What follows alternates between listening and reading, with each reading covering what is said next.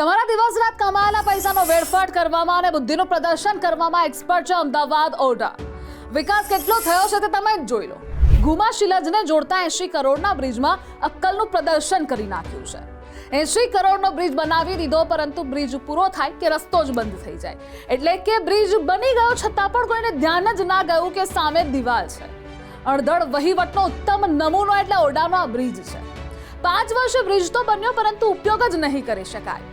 શું બ્રિજ બનાવતા પહેલા આટલી મોટી દીવાલ નજરે જ ના પડી? આમ તો મોટા મોટા સર્વેઓ કરવામાં આવે છે કે પછી માત્ર રૂપિયા જ સેરવી લેવાની તેઓની માનસિકતા છે. અને જનતાને આવો આડેધડ વિકાસ નથી જોઈતો સાહેબો. આડેધડ વિકાસના નામે બુદ્ધિનું પ્રદર્શન હવે બંધ કરી દો. પહેલા વડોદરા મહાનગરપાલિકાએ આ જ રીતે બુદ્ધિનું પ્રદર્શન કર્યું છે અને લોકોના પૈસા વેડફી નાખ્યા છે. હવે અમદાવાદ ઓરડા પાસે આ આશા હતી નહીં, પણ તેણે પણ તે જ કર્યું છે.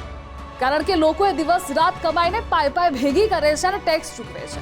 અને જવાબદાર લોકોએ એસી ઓફિસમાં બેસી આરામ કરશે, 3 લાઈન બોલી અને જતા રહેશે. આવી જ અપડેટ્સ માટે આપ જોતા રહો ગુજરાત.